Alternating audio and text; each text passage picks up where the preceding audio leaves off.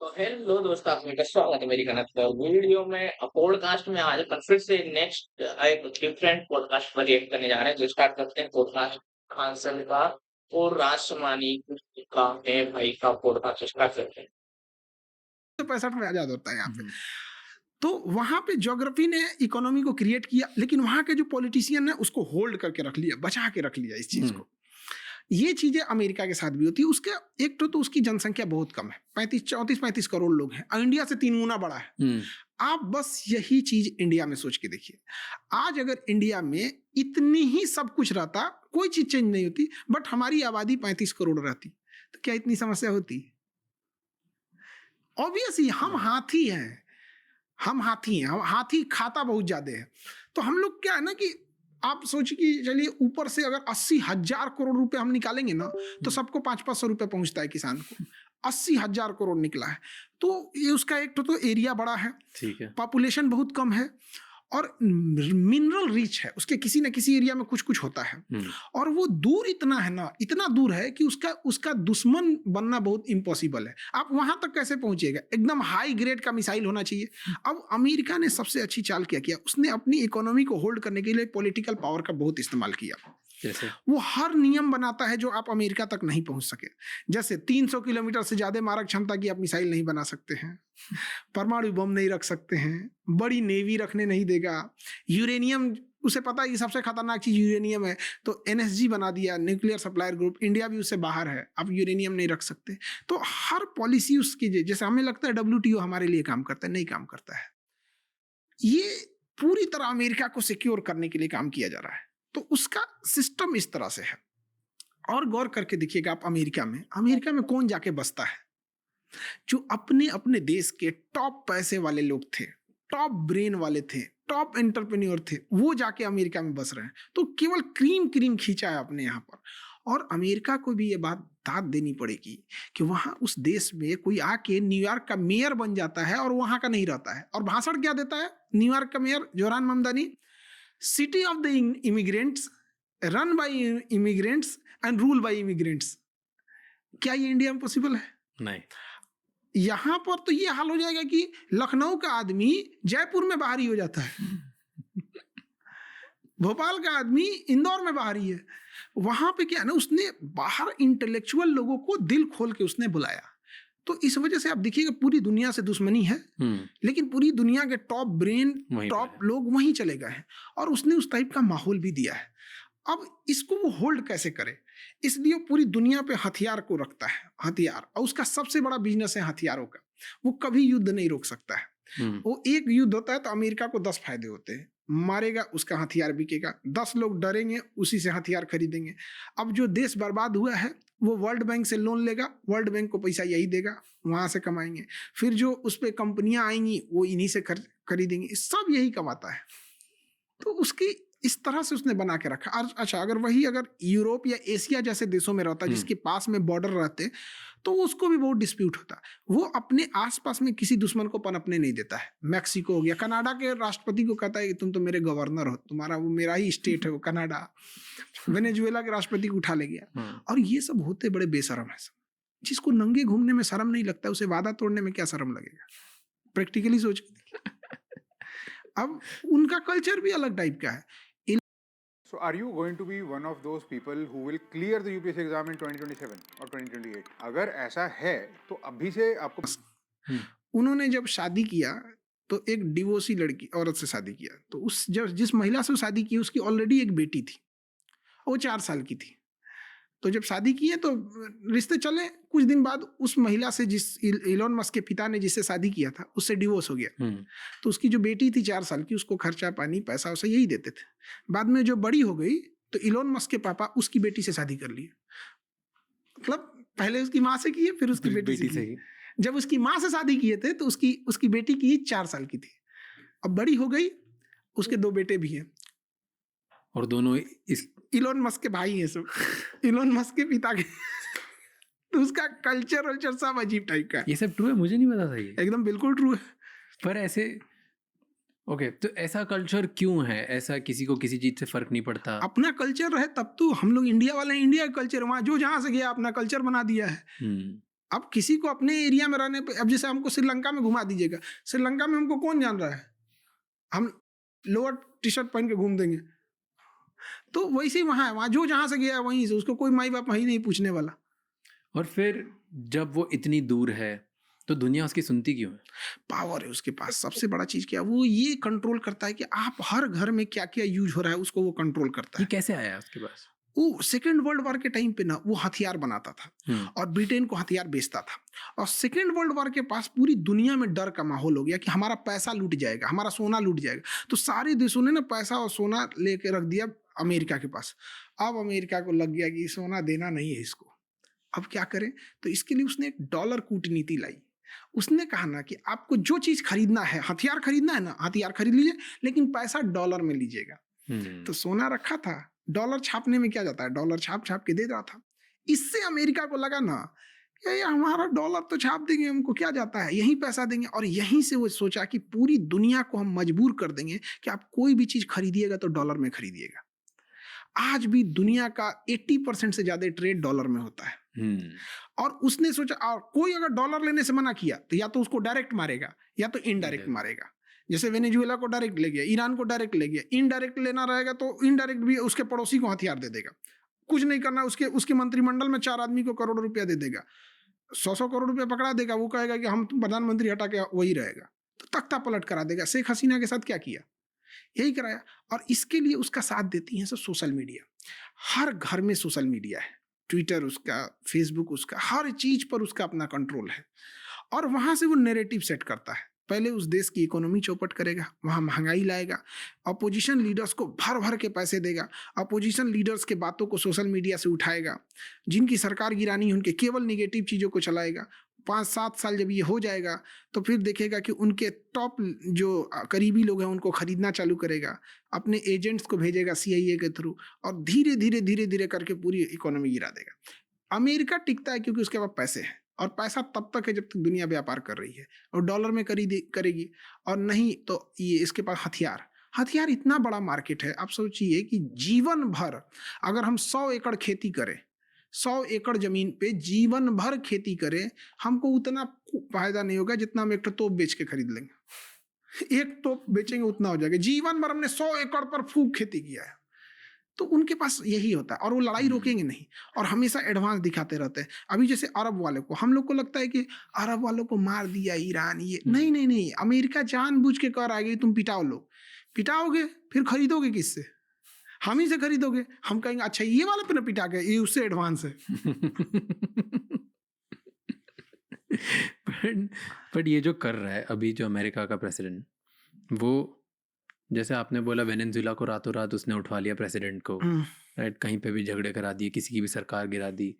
तो इसका मतलब ये है कि अमेरिका आज जो देश उसके खिलाफ है, या जो अंदर से थोड़ा भी उसके खिलाफ पनपेगा, उसके प्रेसिडेंट को रातों रात उठा लेगा। कोई कुछ नहीं बोल सकता है। हम लोग, पूरी दुनिया एप्स्टीन फाइल वालों से कंट्रोल हो रही है, तो हम लोग, कोई कुछ नहीं कर सकता अमेरिका का। वेनेजुएला, आप सोचिए कि वेनेजुएला के राष्ट्रपति को उठा ले गया। पूरी दुनिया को यूनाइट होना चाहिए था, पूरी दुनिया को यूनाइट होना चाहिए। नहीं हो पाई क्योंकि डर है उसको। कौन यूनाइट होगा, हम इंडिया। कल को पाकिस्तान को हमसे ज्यादा हथियार दे देगा उठा के। F-35 दे दिया पाकिस्तान को उठा के, पूरी समीकरण चेंज हो जाएगी। F-35 दिल्ली के ऊपर उड़ेगा, हमको नहीं दिखेगा। तो हम लोग अमेरिका को ना, चाहे डायरेक्ट या इनडायरेक्ट, उसको खुश रखना है। उसके पास यही चीजें हैं। और अमेरिका के चाल पे थोड़ा थोड़ा चलता है चाइना। उसने ना उसको रखा है, वो बर्गर है जो, क्या नाम है उसका, डोमिनोज का बर्गर, क्या नाम है, किम जोंग, उसको रखा हुआ है। तो चाइना क्या करता है ना, उसको हथियार देता है, तुम टॉर्चर करना है इसको। तो डायरेक्टली इनडायरेक्टली कोई देश अगर कुछ भी करेगा, जैसे उसे ईरान से लड़ाई रखनी थी, अपना वेनेजुएला के राष्ट्रपति को उठाना था और बशर अल असद को, 3 लोग को खत्म करना था। ये 4 साल से प्लान चल रही थी। इसीलिए यूक्रेन को फंसा दिया गया। पूरी बैक से हथियार दी जा रही है। इधर यूक्रेन लड़ रहा था, सीरिया से बशर की सरकार चली गई, वेनेजुएला से ये चले गए, और इधर ईरान को लपेट दिया। और इसमें रूस की भी गलती है। क्या गलती है? दुनिया आप समझ रही है ना, इसके साथ खड़े होने से हमको कुछ नहीं मिलेगा। किसके साथ? रूस के साथ खड़े होने से। आखिर कोई रूस का साथ छोड़ रहा है तो कहीं ना कहीं ये भी दिख रहा है ना, उसके सामने से ईरान को उठा के ले गया ना। आप किसी नाटो मेंबर को एक को मार, एक यूक्रेन को तो ये डायरेक्ट मार रहे हैं, क्या किया सब मिलकर यूक्रेन की मदद कर रहा है कि नहीं? इन लोगों को भी करना चाहिए। हालांकि दे रहा है रसिया हथियार दे रहा है, रसिया सैटेलाइट लोकेशन दे रहा है, लेकिन अल्टीमेटली उसको भी एक हाई पावर रडार दे देना चाहिए, कुछ उसको जो टेक्नोलॉजी चाहिए था वो दे देना चाहिए। तब तो कहीं ना कहीं ये भी उलझ के रहा, इकोनॉमी से कमजोर हो गया रसिया बहुत ज़्यादा। बहुत। बट अभी जितने दिन तक ये रुका रहेगा, ईरान से तेल का व्यापार स्ट्रेट ऑफ हॉर्मूज से, हर दिन का ये 100 मिलियन के ऊपर का प्रॉफिट कमा रहा है। पुतिन को तो इससे फायदा ही फायदा है, और पूरी अमेरिका और पूरी दुनिया, देखिए जितना दिन revenue, sorry not profit, revenue कमा रहा है। हॉर्मुज जितनी देर तक बंद रहेगा, ईरान, अमेरिका और नेटो देशों पर उतना ज्यादा प्रेशर रहेगा कि भाई युद्ध खत्म करो। और अब अमेरिका फंस गया है, अगर युद्ध खत्म कर देता है तो अब ईरान के लोग क्या है कि पूरी तरह यूनाइट हो चुके हैं, और ईरान वो समझिए कि एक सेकंड तालिबान बन चुका है। अगर वो ग्राउंड इन्वेजन करेंगे तो फिर फंस जाएंगे। एक बार उतरे थे लोग 1980s में, इनका हेलीकॉप्टर लेके उनके 44 लोगों को ना गिरफ्तार कर लिया था, 80 के आसपास लोगों को, और 2 साल तक बंधक बना के रखा था, नहीं छोड़ा पाए लोग। बाद में यही हुआ इन लोगों के पास। तो अमेरिका बहुत बदतमीज देश है, एथिक्स उन लोग के पास नहीं होता है। तो बट अभी ईरान में क्या कर रहा है?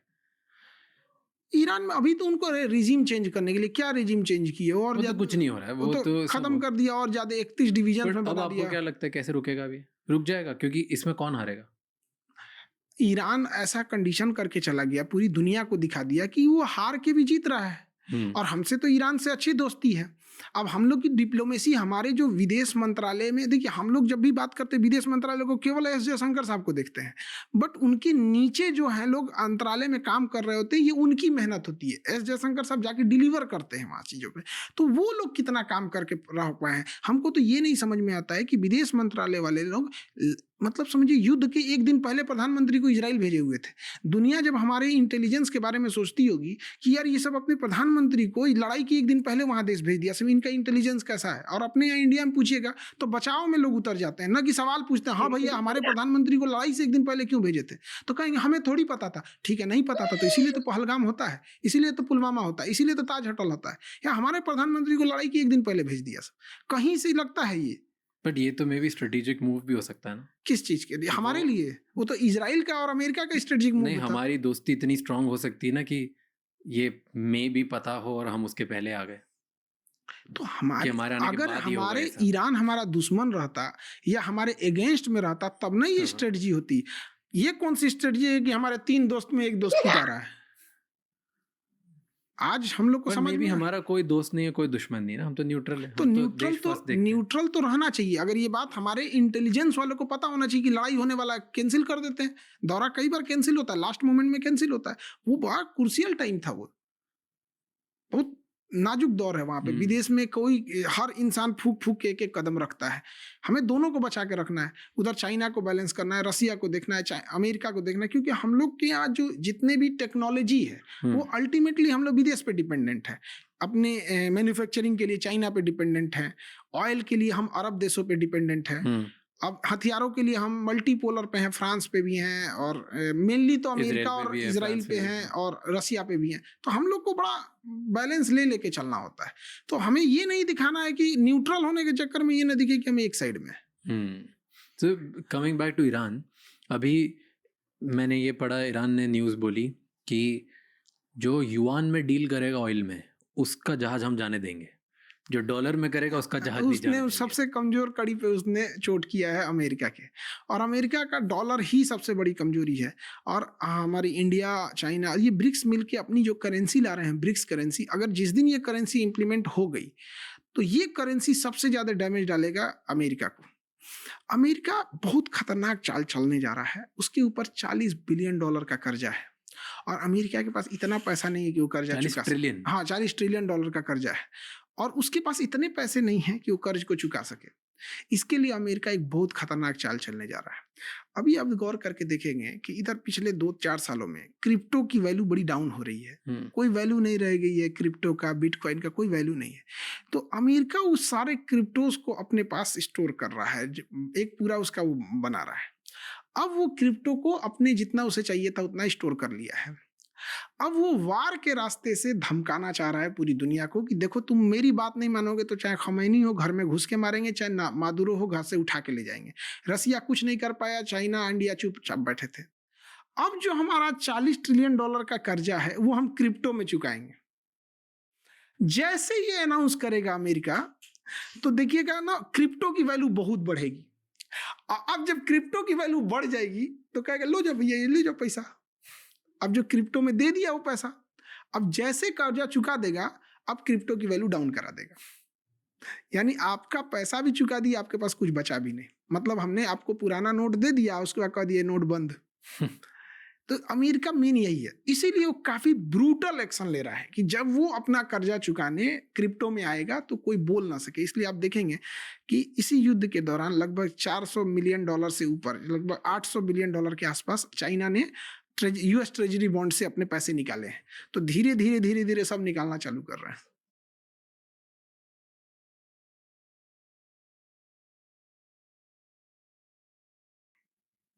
सब एक ही जैसे हैं, थोड़ा सा ट्रम्प ये है कि बड़बोला बदतमीज टाइप का ज्यादा है। और ट्रम्प की इस नीतियों को अमेरिका को एक लॉन्ग टर्म में बहुत भुगतना पड़ेगा। क्यों? देखिए हर देश को अब ये अमेरिका ये बात को साबित कर दिया है किसी भी देश के प्रेसिडेंट को कि मिलिट्री का डिसेंट्रलाइजेशन करे, वरना वेनेजुएला टाइप का हो जाएगा। और डिसेंट्रलाइजेशन जैसे ईरान है, आज ईरान के पास एटॉमिक पावर रहता तो कुछ कर पाते, नहीं कर पाते। तो हर देश को अब लगने लगा है कि अब चुपचाप बनाना है और कोई ठीक नहीं है। जैसे अब ये लोग जब मन बढ़ जाता है ना तो ये लोग कहीं नहीं रुकते हैं। जब ये रसिया के पास जाएंगे या कोरिया पे निपटेंगे, क्योंकि अभी तो चाइना पे नहीं जा सकते क्योंकि उसके बाद पैसा हो गया है, तो वो क्या करेगा? वो अपने प्रॉक्सीज को, जब जैसे ईरान अपने प्रॉक्सीज को हथियार देता है, अपने प्रॉक्सीज को मिसाइल देता है, अगर रसिया के पास ये चले गए और ये अपने प्रॉक्सीज को एटॉमिक हथियार दे दिया तो क्या करेंगे? तो किस दिन ये क्या करेंगे सब कोई वो नहीं। मतलब ये जंगल नियम लगा दिया कि जो पावरफुल है वही करेंगे, जंगल राज, कुछ नहीं कर सकते इनका। बट ऐसी सिचुएशन में ट्रम्प को कौन रोक सकता है? ट्रम्प को तो वहां की पब्लिक को इस पे करना चाहिए। बट वहां की पब्लिक भी क्या है, जो एप्स्टीन फाइल पे आवाज नहीं उठा सकी वो क्या कहेगा? हम लोग कंट्रोल होते हैं एप्स्टीनियन से। नाउ दिस वर्ल्ड को पूरी तरह से एप्स्टीन वाले कंट्रोल कर रहे हैं, जो लड़कियों को खाते थे।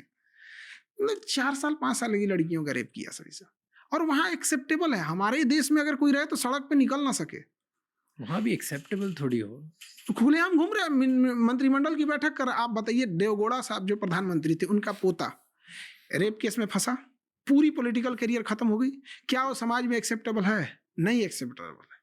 बट अमेरिका में ट्रम्प आज भी एक्सेप्टेबल है, जबकि उसके पूरी एप्स्टीन फाइल में आ चुकी है। एक्सप्लेन बताओ दुनिया में, अगर कोई ये पहली बार देख रहा है मान लो, और उसे नहीं पता कि एप्स्टीन फाइल क्या है और एप्स्टीन फाइल वालों से कंट्रोल होना मतलब क्या होता है, समझाओ। देखिए जो इजराइल था उसको ना जासूसी में ब्लैकमेल जासूसी का हेड बोला जाता है। तो इसने क्या कि ये सब मिलके कि जेफरी एप्स्टीन को आगे बढ़ा है सब, और उसके पास अथाह पैसा दिया, फंड दिया। और जेफरी एप्स्टीन क्या करता था कि जितने बड़े बड़े लोग थे उन सारे लोगों को अपने यहाँ पार्टीज में बुलाता था। पार्टी में बुला के पहले शराब वगैरह डांस वगैरह चलता था, फिर उन लोग के लिए अय्यासी के लिए लड़कियों वगैरह दे देता था और उनकी फोटोज रख लेता था ताकि उनको ब्लैकमेल किया जा सके। और धीरे धीरे धीरे धीरे जब इसको ब्लैकमेल करते करते वहां तक पहुंचा जा सका कि हम मेन चाबी लेके अब दुनिया से कुछ भी करा देंगे। जब इसमें डोनाल्ड ट्रंप आ गए इसमें, तब हुआ कि अब एप्स्टीन को निपटा दिया जाए। तो जेफरी एप्स्टीन एक दिन जेल में सुसाइड कर लेते हैं, निकल गए। ट्रंप को नेतन्याहू ऑर्डर करते हैं कि you have to bomb on Iran. तो GBU-57 से सितंबर में ही इन्होंने बम्बार्डमेंट किया था। नेतन्याहू? हाँ, Netanyahu. America run by Israel आज के डेट में। अमेरिका पे तो आप समझिए ट्रंप के कंधा पे हाथ रख के इजराइल में बात किया जाता है। ट्रंप के इजराइल में जब जाते हैं ना, कंधे पे हाथ रख के बोला जाता है यहाँ। तो पूरी तरह से कंट्रोल किया। और आज भी न्यूयॉर्क को, मतलब इजराइल सबसे ज्यादा फंडिंग करता है यूएस इलेक्शन में। लोगों को लगता है ना कि अमेरिका इजराइल को सपोर्ट कर रहा है। तो आप बोल रहे हो इजराइल अमेरिका को? ये लड़ाई अमेरिका की थी। ईरान किसके लिए खतरा है? आज तक ईरान के पास एक भी मिसाइल नहीं जो अमेरिका तक गिर सकती है। उसकी लड़ाई है ये, उसकी लड़ाई नहीं है। किसकी लड़ाई है? तो इजराइल की लड़ाई है। तो कैसे बोल रहे हो इजराइल क्यों, कैसे कंट्रोल करता है अमेरिका को? पूरी जितने भी बड़े डोनेशन देने वाले हैं वहाँ पे इलेक्शन में, वो इज़राइल ज्यूज़ हैं। जितने भी बैंक्स हैं, वो ज्यूज़ कंट्रोल करते हैं। जितने भी बड़े इन्फ्लुएंसर हैं, वो वही कंट्रोल करते हैं, तो वो अपने हिसाब से कंट्रोल करेंगे। टेक कंपनीज भी टेक कंपनीज वही चलाते हैं यहाँ पे। पूरा आप समझिए सिलिकॉन वैली से लेके और न्यूयॉर्क तक, 2 चीज़ अगर कब्जा हो गया तो पूरा कब्जा हो गया। सिलिकॉन वैली या न्यूयॉर्क, ये 2 लॉबीज यूज़ की है। कैसे हुआ ये? इतना सा देश, छोटा सा, मुंबई से जो कम शायद उनकी पॉपुलेशन होगी, एंड उसके बाद भी वो पूरे वर्ल्ड में इतना पावरफुल, इतना डेंजरस, इतना स्ट्रांग है। ये एक दिन का नहीं, ये शुरू से ये लोग आगे रहे थे। इनको स्पेन से जब निकाला गया या ब्रिटेन से निकाला, जैसे हम लोग कहते हैं कि यहूदियों को हिटलर ने मारा था, हिटलर ये भी बताना चाहिए कि क्यों मारा था। क्यों? ये सबका अपना, देखिए हुआ क्या था, ईसाई जो थे ना, वो ब्याज नहीं लेते थे। बैंक्स जब पैसे पे ब्याज नहीं लेते थे, और मुस्लिम भी ब्याज नहीं लेते थे, ये लोग लेते थे। तो जब ये बिजनेस में उतरते थे ना, तो ये क्या करते थे, सारे बिजनेसमैन को अपना अपना अपना ब्याज देते रहते थे, पैसे में ब्याज देते थे। तो धीरे धीरे ये रिच हो गए, और रिच होने के बाद ये डायरेक्ट बिजनेस में नहीं आते हैं, ये इनडायरेक्टली दूसरे बिजनेस में इन्वेस्ट करते हैं। इन लोग कभी बिजनेसमैन में नहीं है, ये इन्वेस्ट करेंगे। जब इन्वेस्ट करेंगे तो ये कंट्रोल फ्रंट एंड पे कर देते हैं, दिखेगा कि ये कंट्रोल नहीं कर रहे। तो ये लोग क्या करते हैं ना, कि हर चीज के किसी भी बैंक में ये पीछे से होते हैं। और सेकेंड वर्ल्ड वॉर के टाइम पे जब इससे लड़ाई चल रही थी हिटलर से, तो इन लोगों ने नार्मंडी, एक जगह है फ्रांस में, जहाँ पे ये बहुत बुरी तरह फंस गए थे, लेकिन वहाँ से ये लोग निकल गए। तो वहाँ पर जब जर्मनी को हराकर ब्रिटेन लगभग जीत चुका था, तो 2 दिन पहले इन लोगों को पता चल गई थी कि जर्मनी जीत चुका है। बट इन लोगों ने अफवाह उड़ा दिया कि ब्रिटेन हार गया है, मतलब ब्रिटेन जीत चुका था, जर्मनी हार गया था। तो इन लोगों ने अफवाह उड़ा दिया कि ब्रिटेन हार गया है। तो जो ब्रिटेन के बैंक्स में ट्रेजरी बिल रखे थे, या जो भी फाइनेंशियल वो सब चीजें थे, लोग अपना शेयर वगैरह बेच के हटने लगे कि भैया ये तो खत्म हो गया कहानी इसका। उस समय इन लोगों ने खरीद लिया था। 2 दिन बाद पता चला ब्रिटेन जीत चुका है। तो इन लोगों के पास ये सब चीजों का बहुत कंट्रोल है। और सबसे बड़ी चीज है जासूसी इनकी, हर जगह पे। मतलब आज ईरान में ये हाल है कि 3 ऑफिसर में से 1 ऑफिसर इजराइल का है। पर ये मैं अभी तक ये नहीं समझा कि हिटलर क्यों अगेंस्ट था जूस के। वो जर्मनी में रह के पैसे से ब्रिटेन की मदद कर रहे थे। ओके, तो कहा कि भाई तुम जर्मनी में रह के पैसे से उसकी क्यों मदद कर रहा है, तो इनको भगाना था उसको। और फिर वहां से उनको भगाया, ठीक है। फिर क्यों ये पूरी दुनिया इनसे लड़ती क्यों रहती है? मिडिल ईस्ट इनसे परेशान है, उसके आसपास के देश उसको मानते भी नहीं है, पता नहीं कितने देश कुछ ना कुछ बोलते रहते हैं। ऐसा क्यों है? सबका अपना अपना। तो देखिए अपने सर्वाइवल के लिए लड़ रहा है यार। ये सबसे बड़ा चीज अरब वाले, ये डायरेक्ट नहीं लड़ सकते हैं उसको, इजराइल से। तो इसलिए उसको ना एक दुश्मन दे दिए हैं, गजा। लड़ते रहो, उसके पास ना आर्मी है, ना एयरफोर्स है, ना नेवी है, वो गजा के पास उसका कुछ नहीं है। अब ये सब क्या है ना, कुछ पैसे उसे दे के कहते लड़ते रहो, या ना ये इधर मेरे ओर चलाएगा। और इजराइल जब ग्रेटर इजराइल बनेगा तो आधा सऊदी अरब भी ले जाएगा। आपको पता है सीरिया की राजधानी दमिश्क से 13 किलोमीटर दूर इजराइल खड़ा है, बस 30। अब सीरिया की सबसे बड़ी बिल्डिंग पे खड़े होंगे ना, उसकी कैपिटल में, तो आपको इजराइल दिखेगा। वहां तक आ गया है। दुनिया का एकमात्र देश है इजराइल जिसने अपना ऑफिशियल उसने नहीं बना रखा है नक्शा। कहता मेरा क्षेत्रफल बढ़ रहा है, बहुत ताकतवर देश है। तो वो बढ़ाते जा रहा है। तो इजराइल का मेन ऑब्जेक्टिव है कि मैं अपना एरिया बढ़ाते जाऊं। इन लोगों को भी तो है, वो कहता है कि भैया हमको सरवाइव करने के लिए हम कहाँ जाएंगे। तो वो रेडी भी हो गया था कि हम आधा एरिया लेके रेडी हो जाएंगे। अब इन लोग का कहना है कि नहीं, हम आधा भी क्यों देंगे। और कहा कि जब तुम इतना लड़ोगे तो फिर आके लड़ो। सबको समझना चाहिए ना, जैसे हमारा टुकड़ा नहीं हुआ, हम बस यही कहते हैं, अरब देशों से भी कहते हैं कि यार फिलिस्तीन का टुकड़ा करके इजराइल बनाया तुम्हें खराब लगता है, तो इंडिया का टुकड़ा करके पाकिस्तान बनाया ये भी खराब लगना चाहिए। हम तो यही कहते भाई, अगर वो गलत है ना तो ये भी गलत है, इसको भी खत्म करो, वापस कर दो इसको। तो ऐसा क्यों करते हैं ये दोनों तरफ वाले? वर्ल्ड पॉलिटिक्स में ये सब नहीं होता है, जहां हमारा सही है वहीं पे। जियो पॉलिटिक्स में कोई दोस्त कोई दुश्मन नहीं होता। Okay, coming back to Israel, तो आपने बोला जेफरी एप्स्टीन बनाया, वो ब्लैकमेल करता था, फिर उसके बाद इजराइल अब धीरे धीरे कंट्रोल करने लग गया हर चीज। अब अमेरिका को वही कंट्रोल करता है। तो आज ऐसा ही सीन है, लाइक यू थिंक कि Trump is controlled by Israel? बिल्कुल कंट्रोल हो रहे हैं उसके 110%। तो ट्रम्प को इजराइल रोक सकता है? हाँ, चाहे तो रोक सकता है।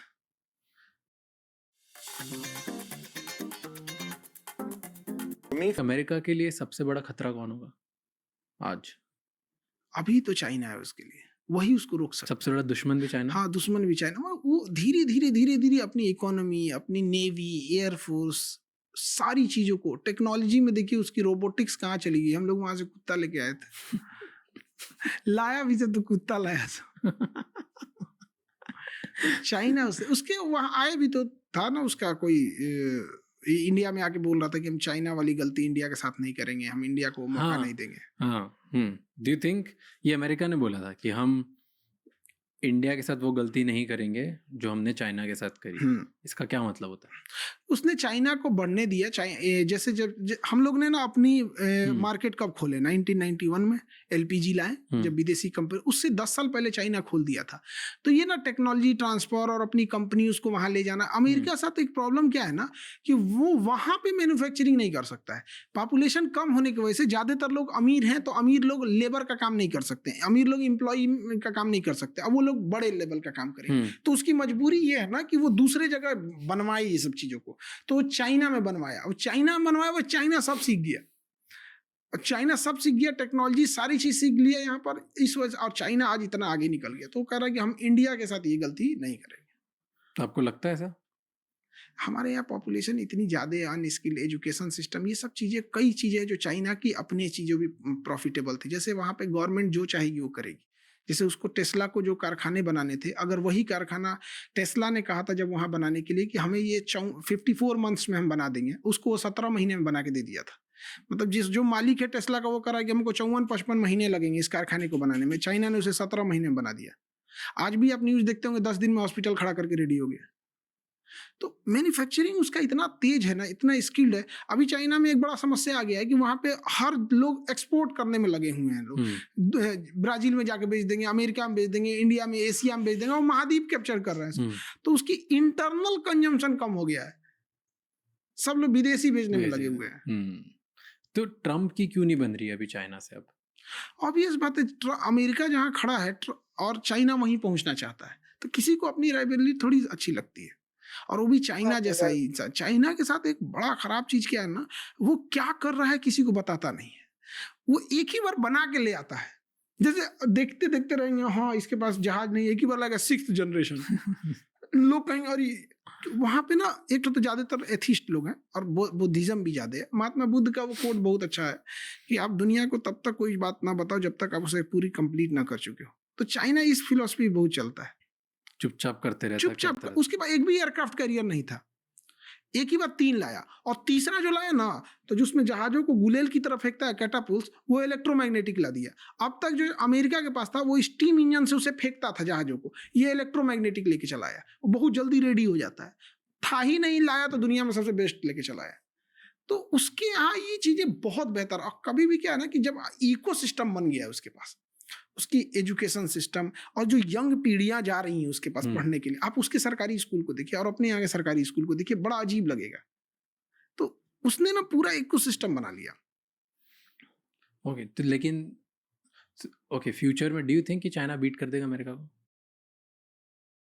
कुछ चीजों में नहीं कर पाएगा, जैसे आपका ये डॉलर कूटनीति हो गई, उसकी वेपन्स हो गया, नाटो जैसा संगठन हो गया, तो ये सब में चाइना नहीं कर पाएगा। क्यों एक एक करके बात करते हैं? तो युआन या ब्रिक्स करेंसी, इन सब के ऊपर ब्रिक्स बना लेगा, या gold as a standard currency, क्योंकि चाइना चाहता है कि गोल्ड में ट्रेड होने लग जाए ताकि पूरी दुनिया फिर गोल्ड को नहीं एक्सेप्ट करेगी, क्योंकि चाइना के पास गोल्ड रिजर्व ज्यादा है, क्योंकि अनफेयर हो जाएगा। तो कहीं ना कहीं करेंसी पे तो आना पड़ेगा। तो दुनिया ब्रिक्स पे जा सकती है, युआन पे नहीं जाएगी, क्योंकि युआन पे जाने का मतलब क्या है ना कि वो जो युआन लेगा चाइना, अमेरिका डायरेक्ट उसको अटैक करेगा। लेकिन अगर ब्रिक्स पे जाएंगे तो उस पर अटैक होगा, पूरी ब्रिक्स काम करेगी, और ब्रिक्स को दूसरे को लेके जरूरत ही नहीं। ब्रिक्स केवल अपना व्यापार करेगा, चाइना मतलब अमेरिका को 40% का लॉस लगेगा। इंडिया इसमें बहुत तेजी से काम कर रहा है कि ब्रिक्स की करेंसी हो जाए। लगता है हाँ आएगी। ये तो लड़ाई हो गया ना, ये 2 साल से तो ये यूक्रेन, गजा, ईरान, 3 साल से तो 2022 से तो खत्म होने का नाम ही नहीं ले रहा ये सब चीज। तो ये सब हमारे फायदे में, हम लोग के फायदे में। ओके, तो ब्रिक्स, तो चाइना डॉलर, मैं बोल रहा हूँ कि करेंसी में नहीं कर पाएगा, लेकिन ब्रिक्स कर पाएगा, तो भी तो चाइना का बहुत फायदा होगा, क्योंकि ब्रिक्स तो में सबसे इंडिया का भी powerful- फायदा होगा उसमें ना। अगर युआन में करेगा तो केवल चाइना का फायदा होगा, और अगर ब्रिक्स में करेगा तो इंडिया का ही फायदा होगा। ब्रिक्स में सबका सेम पावर है, ब्रिक्स बैंक में भी सेम है, बट स्टिल इसमें सबसे ज्यादा पावरफुल नेशन चाइना है, तो उसका सबसे ज्यादा हाँ, फायदा होगा। सबसे इन्फ्लुएंस तो रहेगा। क्योंकि अगर हम व्यापार कर भी ले तो क्या करेंगे, करेंसी लेके आप बेचेंगे कितना? आज हम लोग देखिए तो हमें चाइना से हम 80% खरीदते हैं, 85% खरीदते हैं, 15% ही चीज बेच पाते हैं। क्या बेचेंगे उसको? कलम हमसे बेहतर बना रहा है, हम बेचेंगे क्या चीज? जो बेच भी रहे हैं ना वो नेचुरल चीजें बेच रहे हैं, जैसे खाद बेच रहे हैं, चावल बेच रहे हैं, या फिर आपका आयरन ओर बेच रहे हैं, नेचुरल चीजें बेच रहे हैं। बना के चीजों को हम क्या ही बेच पा रहे हैं उसको? सो एक तो हो गया करेंसी, सेकंड बोला वेपन्स। वेपन्स आप बोल रहे हो कि किसी किसी वेपन में तो अमेरिका जितने बेटर बना दिए उसने। अमेरिका जितने बेटर बना दिए, बट वेपन्स बेचने बनाना बहुत बड़ी चीज नहीं होता, उसके लिए वो पूरी सिस्टम बरकरार रखना। अमेरिका ने नाटो बनाया और रूस को तोड़ने के लिए नाटो बनाया। जब रूस टूट रहा था 1991 में, गोर्बाचोव महा बेवकूफ वहां का प्रेसिडेंट था, वो ऐसा था ना कि दारू पी स्टेज पे दारू पीता था और भाषण के बीच बीच में नाचने लगता था। अजीब पागल था वहां पे। तो वो सही में नाचता था, और कटोरा में वो इतना बड़ा वो लेता था, जैसे भाषण दे रहा है, मैं ये करूंगा, यहाँ डेवलप करूंगा, फिर ले आके दारू पीता था इसे। और फिर भूल जाता था क्या बोले हैं और डांस करने लगता था। अजीब इंसान था वहां पे। बाद में उसी को हटा के पुतिन आया। तो उस समय नेटो में 16 देश थे और नाटो को बनाया गया था 16 देशों का। उसका आर्टिकल 15 कहता है कि हम सब, अगर हमारे पे किसी एक पर अटैक हुआ तो हम सब मिलके मारेंगे। यूक्रेन इसी नाटो का एक सदस्य बनना चाहता था, इसलिए रसिया ने कहा कि तुम मेंबर बनने से पहले तुमको मार डालेंगे। तो उस समय वादा किया था अमेरिका ने कि नेटो को अब हम खत्म कर देंगे। उस समय नेटो में 16 देश थे, आज नेटो में 32 देश है। ये जो बोलेगा वो कुछ नहीं करेगा। तो क्यों ऐसा है? बदतमीज है सब, उनको कोई मतलब नहीं, बस वो पैसे रहने चाहिए वहाँ पे। वो बस अभी का फायदा देखता है, उसूल वगैरह कुछ नहीं। जो उसूल बोलता है उन्हीं को मार देते हैं। तो कोई डर के मारे बोलता ही नहीं। तो ये जो 32 देश हैं, ये लोग सब मिलके यूक्रेन को बचा क्यों नहीं पा रहे? यूक्रेन उन 32 का मेंबर नहीं है ना। अभी भी हथियार यूक्रेन को कौन दे रहा है? यही 32 दे रहे हैं सब। रिलीफ फंड भी यही दे रहे हैं सब। यूक्रेन को पूरा पैसा यही दे रहे हैं सब। और अमेरिका की चाल समझिए, उनका कहना है कि नाटो में वही सदस्य बनेगा जो वेपन्स कंपेटेबिलिटी के लिए फिट बैठे।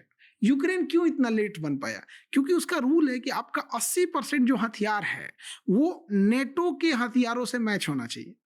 और नेटो को हथियार कौन देता है? अमेरिका। यानी अमेरिका की लड़ाई में कौन आएगा? नेटो। नेटो को हथियार कौन दिया? अमेरिका। अभी अमेरिका कह रहा है कि नेटो में बनना है तो 5% जीडीपी का दो। अब सोचिए 32 कंट्री अगर 5% अपना डिफेंस बजट देने लगेंगे सब, तो अमेरिका कितना पावरफुल हो जाएगा। तो आप ना अमेरिका के हथियार से भाग सकते हैं, ना उसके डॉलर से बच सकते हैं। और सोशल मीडिया तो उसका है। बट देन चाइना जो अफ्रीकन देशों के साथ कर रहा है, श्रीलंका के साथ कर रहा है, आपका पाकिस्तान के साथ, बांग्लादेश के साथ धीरे धीरे जो कर रहा है, इन सब में अपना इन्फ्लुएंस करके वेपन्स नहीं बेच सकता इनका? बेचेगा तो कुछ बेचेगा, ज्यादा नहीं कर पाएंगे ना। जैसे सपोज कीजिए कि वो बांग्लादेश को हथियार बहुत बेचेगा, तो वो अमेरिका आएगा तो म्यांमार को दे देगा, और म्यांमार को उनसे ज्यादा हथियार दे देगा। बांग्लादेश समझ जाएगा हम क्यों अमेरिका के खिलाफ नहीं जाते हैं ज्यादा। हमें पता है कि अभी हथियार किसको देगा? पाकिस्तान को देगा। ऑपरेशन सिंदूर में इतना बदतमीज है अमेरिका, पूरा पाकिस्तान का खुलेआम मदद कर रहा था। तो उन लोग के लिए कोई एथिक्स नहीं होता है। जीरो। तालिबान को क्या ये गुड टेररिज्म, मतलब टेररिज्म में भी good terrorism and bad terrorism. उनके पास एक और हथियार है ना, उसका नाम है CIA। CIA तो इतना खतरनाक है जिसका कोई हद नहीं। 21,000 से ज्यादा लोग CIA में काम करते हैं, और CIA की सबसे बड़ी ताकत 2 है। आप उसकी सबसे पहले उसके पास पैसे है। वो CIA का एक ऑफिसर फोन पे डील कर दिया मादुरो के लिए कि तुमको 600 करोड़ रुपए देंगे। अपने आप मिनिस्टर ना कर पाए 600 करोड़ का डील। अब यही चलते हैं हम अपने रॉ में, रिसर्च एनालिसिस इंडिया में 50 लाख रुपए की जरूरत थी जब पाकिस्तान के काहुटाबाद में जब उसके फैसिलिटीज को उड़ाना था, तो जो लोगों को वहाँ खर्च 50 लाख, तो मोरारजी देसाई को रॉ ने कांटेक्ट किया, रॉ ने कि 50 लाख रुपए, तो वहाँ है कि 50 लाख के लिए प्रधानमंत्री सैंक्शन करेंगे। तो प्रधानमंत्री मोरारजी देसाई के पास गया कि फाइल 50 लाख सैंक्शन देना है। पूछे क्यों? तो भाई पाकिस्तान काहुटाबाद एक जगह है, वहाँ पे परमाणु बम बना रहा है, तो वहाँ के कुछ साइंटिस्ट और कुछ लोगों को इन लोगों ने मिलाया है, जिसको इतना पैसा दे देंगे तो सेंट्रीफ्यूज खराब कर देंगे, वोल्टेज इतना जाना चाहिए, वोल्टेज कम कर देंगे, बहुत सारी चीजें होती हैं उसमें, केमिकल कॉम्बिनेशन बिगाड़ देंगे। तो ये उठे कहें कि ये गलत बात है, दोनों देशों को मिलकर रहना चाहिए। उठाया फोन और पाकिस्तान के प्रधानमंत्री को बोल दिया कि रॉ के चीफ यहीं बैठे हैं, सब बता रहे हैं कि काहुटाबाद में क्या चल रहा है। पाकिस्तान का दिमाग जल गया एकदम कि पता कैसे चला। पाकिस्तान ने अपने ISI को चालू किया और पूरे उस एरिया में एक एक आदमी को पकड़ा गया। हमारे 300 रॉ के एजेंट पकड़े गए थे, उनको चमड़े में कील फंसा फंसा के उठाया था। धुरंधर मूवी में जो देखते हैं सीन कैसे कील फंसा के उठाता है, वो मोरारजी देसाई की गलती से। और इतना होने के बाद मोरारजी देसाई को पाकिस्तान ने बुलाया और अपना सर्वोच्च सम्मान दिया। महाराज आप जैसे अगर भारत का प्रधानमंत्री रहे तो दुनिया में क्या पूछेगा कोई। हमारे देश का प्रधानमंत्री था मोरारजी देसाई, और उसे भारत रत्न भी मिला हुआ है। मोरारजी देसाई एक मात्र ऐसा प्रधानमंत्री है जिसे भारत रत्न मिला है, भारत का सर्वोच्च सम्मान, और पाकिस्तान का भी मिला हुआ। और पाकिस्तान ने अपने उस प्रोग्राम को चेंज किया, फिर उसने एक शहर बसाया, उसमें जितने उसके साइंटिस्ट थे, सिक्योरिटी कर्मचारी थे, सब उसी के अंदर रह सकते थे, बाहर अब नहीं जाना होता था। क्योंकि ये लोग बाहर जाते थे ना, तो ये लोग जहाँ बाल कटाए थे, ये लोग बाल का सैंपल उठा के इंडिया भेज दिया था, और बाल में रेडिएशन आ गया था, तो पता चल गया था कि अंदर रेडिएशन का काम है। तो उन्होंने क्या किया ना, पूरी एक सिटी बसा दी, अब कोई बाहर ही नहीं निकल रहा था उसमें। उस समय सैटेलाइट वगैरह उतना 1975-76 में इतना डेवलप नहीं था। तो अमेरिका के CIA के पास इतना पैसा है, अंधाधुन फेंक देगा। जैसे उसको पता चल जाएगा कि सरकार इन प्रधानमंत्री की गिरानी है, तो नेता भी उनके खुद के 4 मंत्रियों को पैसा दे देगा। और CIA खुद में डिसीजन ले सकता है, खुद में डिसीजन, इंडिपेंडेंट। मतलब समझिए कि एक छोटे मोटे देश के राष्ट्रपति से ज्यादा पावर उसका CIA का एक एजेंट रखता है, और उसके पास उसको सपोर्ट करती है टेक्नोलॉजी। आपकी आवाज सुन लेगा, एक मोबाइल में आपके वायरस भेज देगा, आपके ऑडियो सुन ले, तो टेक्नोलॉजी बहुत हेल्प करती है। दूसरा हेल्प करता है उसमें लड़कियां। CIA की सबसे बड़ी ताकत है हनी ट्रैप। खूब बढ़िया सुंदर सुंदर को भेजेगी, 2-4 तो इधर उधर बात करके फंसा उसा लेगी, सेक्रेटरी बन जाए। उनका एक रूल है CIA का, CIA और मेसात का एक रूल है, पहले बेड, उसके बाद बोर्ड, बेड टू बोर्ड। पहले बेड पे जाते हैं, फिर धीरे धीरे धीरे उनसे बिजनेस पार्टनर बनते हैं, फिर पार्टनर बनते हैं, धीरे धीरे कंपनी में ऊपर जाते हैं, अब बोर्ड ऑफ डायरेक्टर्स में आ गए, अब बोर्ड में बैठ के डिसीजन लेंगे।